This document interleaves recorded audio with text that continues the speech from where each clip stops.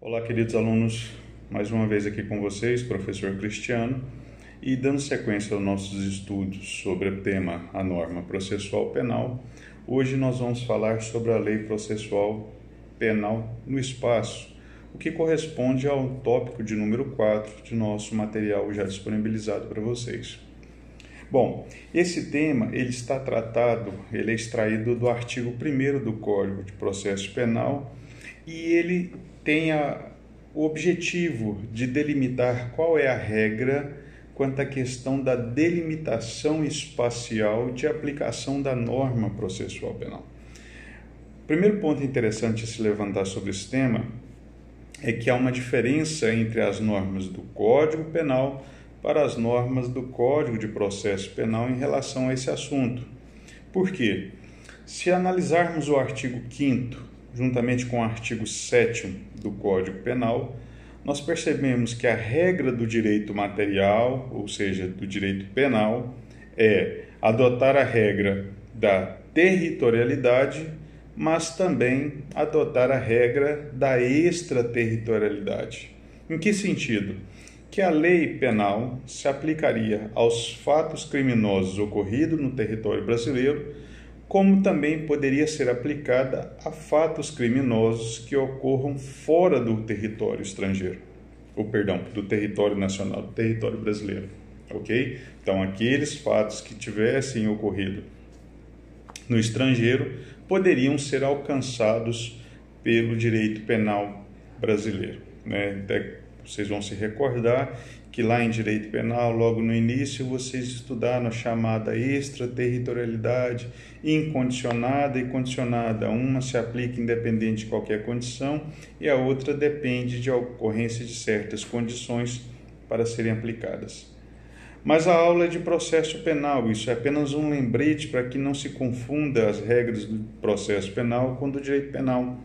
Quando nós olhamos o artigo 1º, do Código de Processo Penal, nós percebemos claramente que a regra adotada para o processo penal é a regra da territorialidade, também chamada de lex fori, o que significa dizer que a lei processual penal brasileira somente pode ser aplicada dentro dos limites do território nacional. A jurisdição ela é exercida nos limites do território nacional. Por quê? Porque o exercício da atividade jurisdicional ela é um próprio desdobramento do aspecto soberano do país, de modo que o país só exerce soberania dentro dos limites do seu território. Ou seja, seria impossível para o país pretender aplicar ou regular um procedimento com as suas leis no território pertencente a outro país. Bom, é interessante notar que alguns poderiam pensar o seguinte: professor, mas o nosso país, principalmente em que tange questões de cooperação internacional, ele acaba não permitindo que países estrangeiros, outros países, pratiquem atos jurisdicionais em nosso território e vice-versa. Outros países não permitem, por exemplo, uma pessoa seja citada fora do nosso território. Bom, isso não é uma exceção à regra, até porque isso aí já decorre de tratados e isso já meio que universalizou entre os países, são chamadas as relações jurisdicionais com autoridades estrangeiras. Isso está no material de vocês também, onde destaco a questão da carta rogatória, a homologação de sentença estrangeira e o procedimento de extradição. Todos esses institutos já estão regulamentados também pelo nosso direito interno, assim como está também regulamentado pelos direitos dos outros países. Por isso se permite claramente uma questão de cooperação jurisdicional entre os países, sem que isso atente contra o princípio da territorialidade, ou a regra da territorialidade, ok? Até porque o país não abre mão do seu aspecto soberano, porque cada um dos países tem que solicitar essa cooperação em cada um desses institutos, que vai demandar a atuação interna do país só para que só aí mesmo o ato processual seja praticado. Apenas uma lembrança para a gente destacar, ok? Se há algumas situações que realmente poderiam ser situações excepcionais à regra da territorialidade ou ao princípio da territorialidade, a doutrina aponta 3 situações muito interessantes. Eu até coloquei no material de vocês, aí na página 7, que é a primeira, aplicação da lei processual penal em um estado, de um estado em território nulos. O que é isso? Seria o fato, por exemplo, do nosso país estar aplicando a sua lei processual penal em um outro território, regulando lá, nesse território, um processo. Porém, isso seria possível porque esse território, esse pedaço de terra, não é um país soberano. Claro que na altura do campeonato, na altura do momento da evolução, né, da história da humanidade, seria difícil encontrarmos territórios no mundo onde não haveria exercício de poder soberano. Mas o melhor exemplo que eu cito para vocês é o continente antártico. O continente antártico não é um país. Há alguns tratados que regulamentam a presença de diversos países naquele território e, eventualmente, um crime que ali ocorresse poderia ser muito bem pela delegação brasileira, principalmente compostas por militares e cientistas que lá estão na base Alcântara, né? Salvo engano, é esse o nome, posso até estar... Não, Alcântara é uma base do Nordeste ligada à questão de lançamento de foguetes, me perdoem, mas há uma base, né, a presença ali do Brasil no território antártico, né, e caso ocorresse um fato ali, poderia ser aplicada as regras processuais brasileiras por autoridades presentes ali, principalmente as militares que fazem a segurança dos brasileiros que ali estão, tá? Por quê? Porque ali é exatamente um bom exemplo de um território nullius, né? Ou seja, um território não soberano, ok? Um segundo exemplo, uma situação, seria quando houver autorização do próprio Estado onde deva ser aplicada a regra processual. Um outro exemplo, atualmente há uma presença muito forte da Rússia na Síria, ali no Oriente Médio, né? Inclusive com uma forte presença militar. E é a presença militar da Rússia na Síria, isso está sendo feita com a autorização, né, do governo sírio. Pois bem, é possível que numa determinada situação, dentro de uma base russa ali na Síria, as regras processuais penais militares da Rússia fossem aplicadas a militares russos dentro do território sírio. Isso é claro porque é uma situação em que há autorização do governo sírio para isso. A Síria, em tese, não deixou de ser soberana, porque há uma série de discussões geopolíticas em torno disso, mas eu quero só aproveitar o exemplo, né? Seria um claro exemplo de um governo ainda soberano, autorizando um país, né, estrangeiro, estar presente ali em seu território e aplicar a sua legislação processual dentro do território, ok?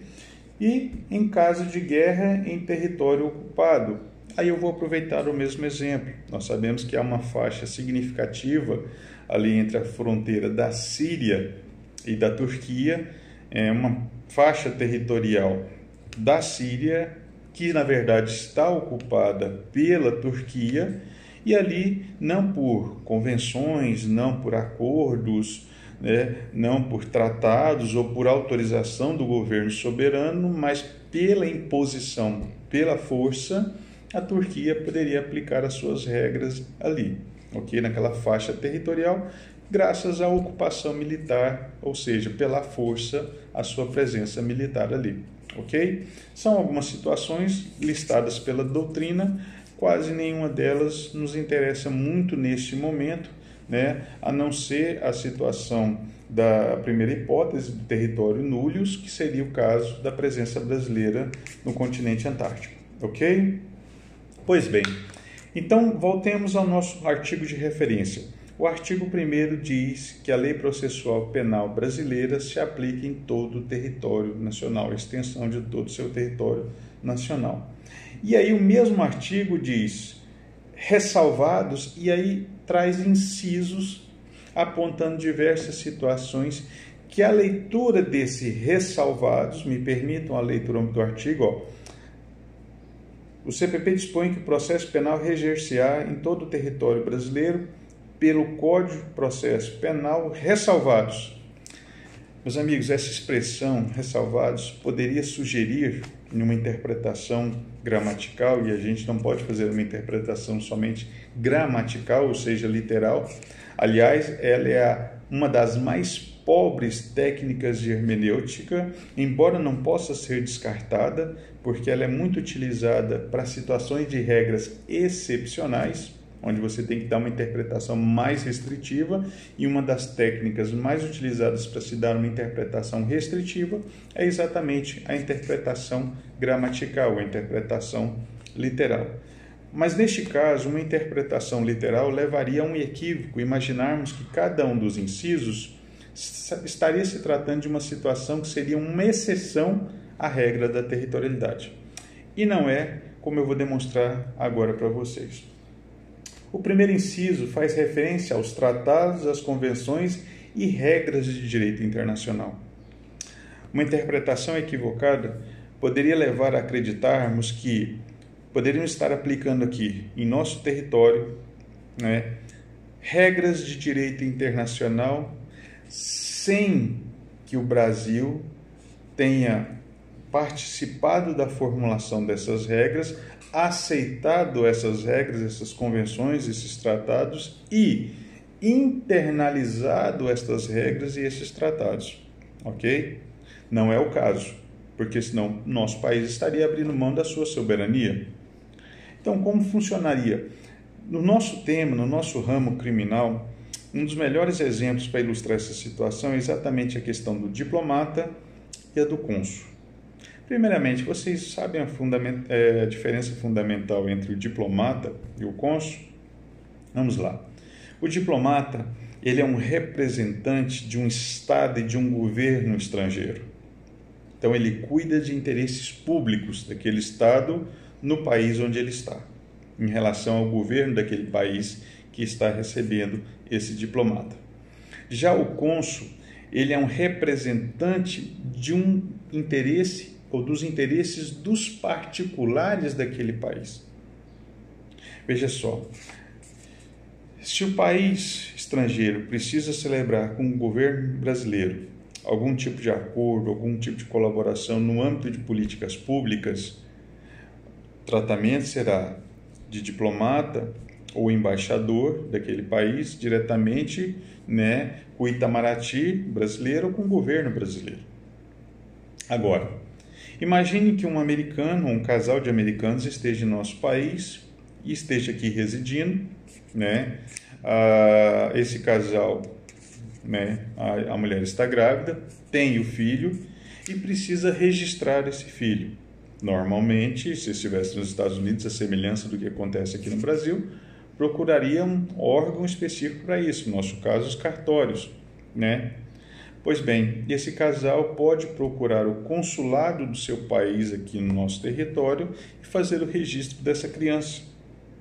Imagine que não fosse para fazer o registro de uma criança, mas fosse, por exemplo, para se casarem, poderiam procurar o consulado e celebrar esse casamento no consulado. Então, na verdade, o consulado funciona como um verdadeiro cartório do país estrangeiro de nosso território para tratar especificamente de assuntos e interesses do âmbito privado. O fato é que não deixam de serem agentes, tanto o diplomata como o cônsul, agentes desse Estado estrangeiro em nosso território. E aqui não só trabalham, mas vivem também. De modo que, por uma questão de regras de direito internacional, até para que possam desempenhar bem as suas funções, há dois tratados, todos eles chamados de Convenção de Viena, o primeiro de 1961, que se refere especificamente aos diplomatas, e o de 1965, que se refere, na verdade, 1963, que se refere aos cônsuls, né, que tratam dessa questão. Veja só, a Convenção de Viena de 1961, referendada aqui no nosso território pelo Decreto 56435 de 65, é o que trata da questão, entre outras coisas, de atribuir imunidade ao diplomata, de modo que o diplomata, aqui em nosso território, que cometesse um crime, ele estaria imune, não às regras processuais brasileiras, mas à própria jurisdição brasileira. Ou seja, ele não poderia ser processado criminalmente aqui em nosso território pelas autoridades públicas brasileiras. Por quê? Por uma questão de convenção internacional, proteção ao trabalho relevante que essas autoridades exercem em nosso território. Alguém pode até pensar o seguinte, mas é injusto, imagine que um indivíduo desse cometesse um crime grave, por exemplo, um crime sexual, né? Eu lembro que o país a que esse diplomata pertence, este país pode renunciar a essa imunidade. Salvo engano, já ocorreu um episódio desse no nosso território. Eu preciso fazer uma pesquisa para recordar essa situação, mas se eu não me engano, em relação a, salvo engano, eu posso estar equivocado, mas aconteceu um episódio com relação ao governo da Dinamarca, em que o governo dinamarquês ele renunciou à proteção da imunidade ao seu diplomata que teria cometido um crime e permitiu que esse indivíduo respondesse a um processo criminal em nosso território. São casos excepcionalíssimos, né, mas aconteceu nessa situação. Pela relevância do interesse público exercido pelo diplomata, a proteção atribuída a ele é muito maior do que em relação ao cônsul, mas o cônsul também tem uma certa proteção. O problema é que a proteção atribuída, essa imunidade atribuída ao cônsul, ela está limitada a crimes que ocorram em razão da prática da sua função, em razão do exercício da sua função, e muitas vezes delimitadas apenas ao território do consulado, que ocorreram ali, de modo a que, nesse caso, eventualmente um crime praticado fora dali não estaria submetido a essa proteção de imunidade. Mas, meus queridos, percebam o mais importante. Não é exceção à regra do princípio da territorialidade, porque isso só tem validade no nosso território, como eu mesmo já citei para vocês, por meio do decreto 56435 de 65 e pelo decreto 61078 de 67, todos eles aí apontados no material de vocês. Essas regras de direito internacional já fazem parte do direito interno, portanto, é a aplicação da lei brasileira também, ok? Inciso de número 2. Faz referência às prerrogativas constitucionais do Presidente da República, dos ministros de Estado, nos crimes conexos com os do Presidente da República e dos ministros do Supremo Tribunal Federal nos crimes de responsabilidade.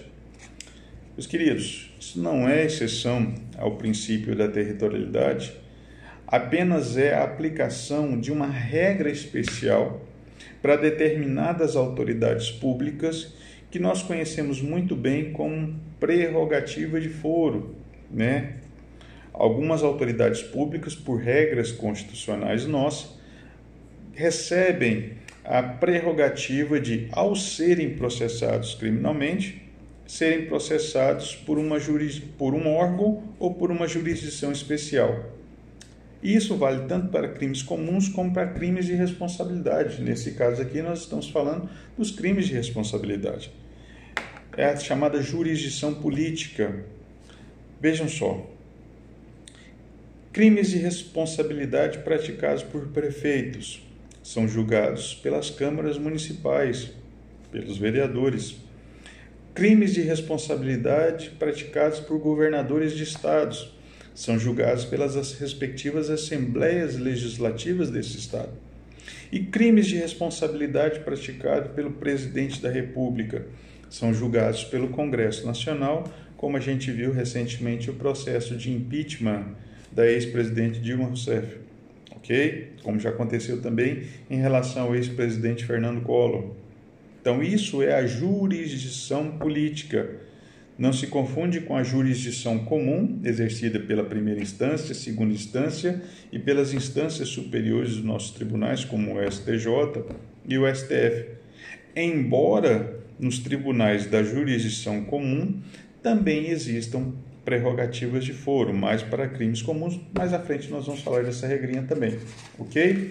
Então, não é uma exceção à regra do princípio da territorialidade, porque também é aplicação de leis brasileiras e leis processuais, regras processuais brasileiras. O inciso 3 fala dos processos da competência da justiça militar, que na verdade esse inciso 3 serve para que possamos aproveitar a sua regra e entendermos uma regra muito específica, que é o princípio da jurisdição especializada, ou a regra da jurisdição especializada. Meus queridos, nós temos a jurisdição comum e a jurisdição especializada. Em processo penal, nós temos a jurisdição comum, exercida pela Justiça dos Estados e pela Justiça Federal, e temos jurisdição criminal especializada, duas em particular. Quais, professores? A Justiça Eleitoral, para julgar os crimes eleitorais, e a Justiça Militar, para julgar os crimes militares. Tá? Então, nós temos até regras especiais. Quais são as regras que regulamentam esses procedimentos, professor? Bom, nos crimes eleitorais, o procedimento é ditado pelo próprio Código Eleitoral, aplicando-se o Código de Processo Penal de forma suplementar.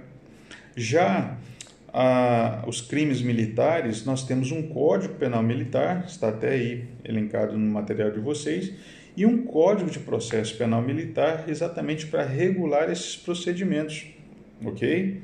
Então, nós temos aqui, na verdade, é uma regra que, quando há casos em que invocam a jurisdição especial, é essa que deve ser aplicada. Crimes eleitorais para a Justiça Eleitoral, crimes militares para a Justiça Militar. De toda forma, são regras procedimentais brasileiras, então, aplicadas no Brasil por uma jurisdição especializada, então não é exceção ao princípio da territorialidade, ok? No inciso 4, faz referência aos processos da competência do Tribunal Especial. Meus queridos, aqui a gente precisa entender que o nosso Código de Processo Penal é da década de 40, onde estava em vigor a Constituição de 1937. Na verdade, esse dispositivo faz referência ao artigo 122, número 17 de uma Constituição Federal, que há muito já foi superada, ok? Faz referência ao chamado Tribunal de Segurança Nacional. Havia um órgão jurisdicional específico para julgar os crimes contra a segurança nacional. Quando caiu a Constituição de 1937 e depois caiu a Constituição, salvo engano, de 1946, e aí veio o período do regime constitucional excepcional, em que houve o governo dos militares, nesse período, a justiça que julgava os crimes contra a segurança nacional era a Justiça Militar. Okay? Então, a Justiça Militar é que tinha a competência para julgar os crimes contra a segurança nacional. Agora, veja um detalhe. Isso estava previsto no artigo 30 da nossa Lei de Segurança Nacional, a nossa ainda atual Lei de Segurança Nacional, é a Lei 7.170 de 83, ela ainda está em vigor, e percebam que ela é anterior à Constituição de 88, e no seu artigo 30 é que definia que a competência para o processo e julgamento desses crimes contra a segurança nacional seria da Justiça Militar. Ocorre que esse dispositivo não foi recepcionado pelo texto da Constituição Federal de 88, que está em vigor atualmente, uma vez que o artigo 109, inciso 4, confere a competência para o processo e julgamento dos crimes contra a segurança nacional à Justiça Eleitoral. Perdão, à Justiça Federal. A Justiça Federal. Perdoe o equívoco aí em citar a Justiça Eleitoral. E veja só, é um caso interessante porque, em primeira instância, o julgamento desses casos é feito pela Justiça Federal. Mas o recurso contra a decisão proferida em primeira instância é diretamente ao Supremo Tribunal Federal, ou seja, pulou os tribunais regionais federais, pulou o STJ, vai direto para o Supremo Tribunal Federal. Vocês podem perguntar, mas professor, por que essa diferença tão gritante? Crimes com uma alta conotação política. E na década de 80, quando estava havendo a redemocratização do país, muitos dos constituintes, dos políticos que estavam envolvidos com a Constituinte, tinham receio de que ainda poderiam sofrer persecução penal pela sua atuação política no período militar e tratou de tirar primeiro dos militares a competência para o processo de julgamento desses crimes e trazer o mais próximo para um órgão onde poderia se haver uma maior, vamos dizer assim, perdoe a forma como eu vou dizer isso, mas o que me vem em mente seria onde poderiam exercer uma maior influência política, o Supremo Tribunal Federal, ok? Então foi uma questão estratégica, e que até então nós tínhamos somente ilustrações, poderíamos fazer ilustrações, mas temos um caso recente onde a gente pode trabalhar isso. Vejam só, ao tempo da campanha presidencial passada, nós sabemos que o Bolsonaro sofreu aquele atentado, a época o candidato Bolsonaro sofreu aquele atentado de Adélio Bispo, na tentativa de homicídio ali, e uma questão que surgiu interessante é que para a defesa aquilo ali foi meramente uma tentativa de homicídio, ou seja, um crime comum da competência do tribunal do júri. Por outro lado, e é a tese que está prevalecendo, trata-se de um verdadeiro crime contra a segurança nacional e que, portanto, a competência para o processo de julgamento em primeira instância é da Justiça Federal, com recurso para o Supremo Tribunal Federal. Então, hoje o que se está debatendo nesse caso é exatamente isso. Trata-se de um crime comum, uma tentativa de homicídio, ou de um verdadeiro crime contra a segurança nacional. A tese que atualmente está prevalecendo é de se tratar de um crime contra a segurança nacional e por isso vai seguir essas regras muito peculiares, ok? Mas ainda são regras brasileiras sendo aplicadas para fatos ocorridos no território brasileiro, pela justiça brasileira. Então, não se trata de exceção à regra da territorialidade. O inciso 5 trata dos processos por crimes de imprensa.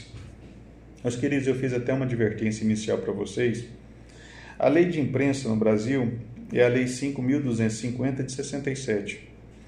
E ali por volta de 2009, houve uma ação de descumprimento de preceito fundamental. Vocês vão se recordar de direito constitucional. Vão lembrar que é uma regrinha específica, é um tipo de ação específico para controle de constitucionalidade, e exatamente aferindo a compatibilidade das normas que previam crimes de imprensa, na lei de imprensa, com o texto da Constituição. Enfim, no julgamento dessa ação de descumprimento de preceito fundamental, a de número 130, o Supremo Tribunal Federal entendeu que essa parte da lei de imprensa que definiu os crimes de imprensa não foi recepcionado pela Constituição Federal, então teriam desaparecido os chamados crimes de imprensa. Quer dizer que jornalistas e veículos de comunicação não podem cometer crimes? Podem, inclusive os mesmos crimes que estavam previstos na lei de imprensa, só que não mais pela lei de imprensa agora, pela legislação comum. Mas o que é mais importante desse dispositivo? Lembrarmos de uma outra regra. E um outro princípio, na verdade, chamado princípio da especialidade, que acaba se convertendo em uma técnica de hermenêutica. Qual? A de que, para determinados casos, quando eu tenho regra específica ou regra especial, eu afasto a regra geral. Qual seria a regra geral aqui? O Código de Processo Penal. Nós sabemos que há diversas leis, já falei isso anteriormente para vocês, normas que trazem regras procedimentais muito peculiares, muito específicas. Já citei a Lei 9.099, a Lei de Violência Doméstica contra a Mulher, a Lei de Drogas, o próprio Código de Processo Penal Militar, agora citado. Há diversas leis E cada uma dessas leis, quando trazem regras processuais específicas para aqueles crimes ou para determinados tipos de crimes, em tese, são essas regras que serão aplicadas e somente eu vou me recorrer ao Código de Processo Penal quando estas regras especiais tiverem lacunas.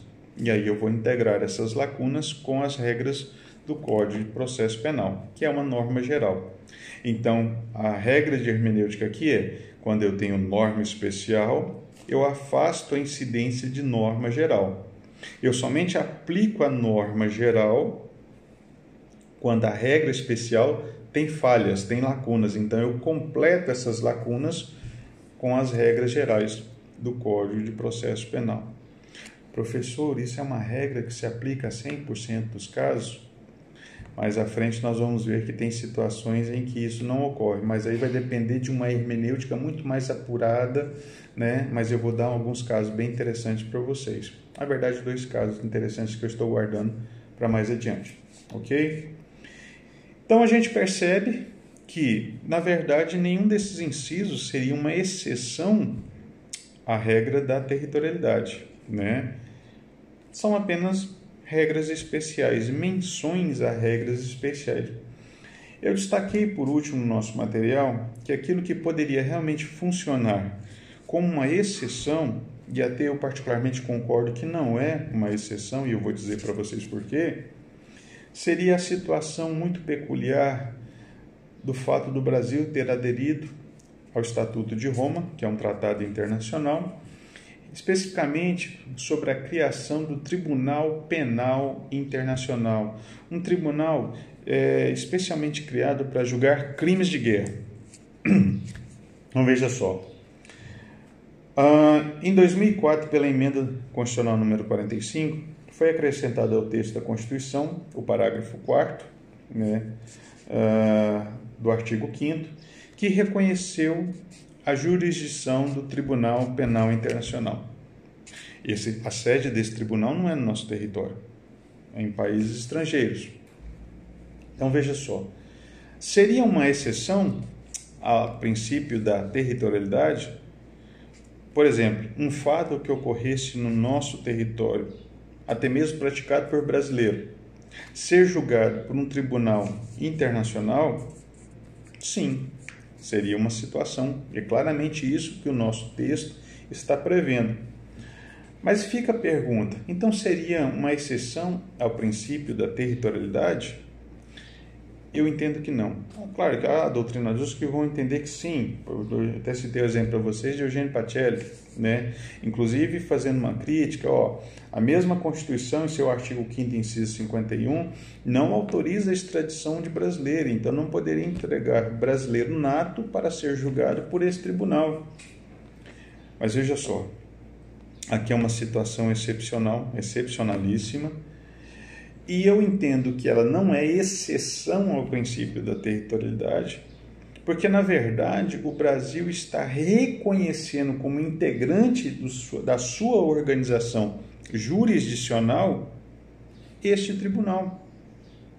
Então, claro que a partir disso aqui, a partir do momento que o Brasil aderiu ao Estatuto de Roma e que constitucionalmente reconheceu a existência e a validade do Tribunal Penal Internacional, o Brasil, na verdade, está incorporando como seu também, claro, para esse caso muito peculiar, crimes de guerra, crimes contra a humanidade, reconhecendo o Tribunal Penal Internacional como integrante da sua organização jurisdicional, ok? E aí vem mais uma questão muito interessante. Quando você analisa o Estatuto de Roma, né, que vocês vão lembrar do vídeo passado, tem característica de tratado internacional que versa sobre direitos humanos, portanto ele vai ter aquele status hierárquico dentro do nosso sistema de norma supralegal, né? Quando ele fala do exercício da sua atividade jurisdicional, até citei no material para vocês o preâmbulo do Estatuto, ele fala, destaquei, sublinhando que o Tribunal Penal Internacional, criado pelo presente Estatuto, será complementar às jurisdições penais nacionais. Então, imaginemos que um brasileiro cometa um crime contra a humanidade, ele será julgado por quem? Pela justiça brasileira. E ainda que fosse julgado pelo Tribunal Penal Internacional, que só agiria se as instituições brasileiras não agissem, esse exercício só se daria de forma suplementar. Aliás, o próprio Estatuto prevê que se o Tribunal Penal Internacional julgasse esse brasileiro, a justiça brasileira não estaria impedida de promover um processo também contra esse indivíduo. Vocês poderiam até pensar, professor, mas isso aí não estaria violando aquela regrinha do bis in idem? Não, por quê? Porque não poderia haver cumulações de sanções, uma sobrepor a outra. Na verdade, haveria uma compensação de sanções aplicadas pelo Tribunal Penal Internacional com as sanções aplicadas no território brasileiro, exatamente para não violar a regrinha do bis in idem, o princípio do ne bis in idem. Ok? De toda forma, essa questão do Tribunal Penal Internacional ainda suscita muitas discussões, mas eu achei muito interessante citá-los aqui para vocês, porque realmente ele é que provoca os maiores debates a respeito de se seria ou não uma exceção à adoção do princípio da territorialidade. De toda forma, esse era o ponto central desse vídeo. Qual o princípio adotado pelo Brasil em relação às regras processuais penais? O princípio da territorialidade, da lex fori, que significa dizer que as normas processuais penais brasileiras se aplicam dentro dos limites territoriais soberanos do nosso país. Ok? Meus queridos, me despeço aqui de vocês, tá, com esse tópico. Na aula que vem, no nosso próximo vídeo, nós vamos falar sobre a lei processual penal no tempo, que é um tema tão rico, mas tão rico, que será impossível que a gente possa tratar em um único vídeo. Ok? Então, esse tópico, a lei processual penal no tempo, nós iremos dividir em mais de um vídeo para que possa ser bem colocado, porque esse, para mim, é o que eu reputo como o tema mais importante desse material. Essa semana, então, nós estaremos colocando aí todos os vídeos para que nós possamos concluir esse material e já preparando o próximo material para vocês, que será exatamente a investigação criminal. Mas, por enquanto, sigamos para concluir esse nosso material, ok? Até o próximo vídeo e um grande abraço a todos.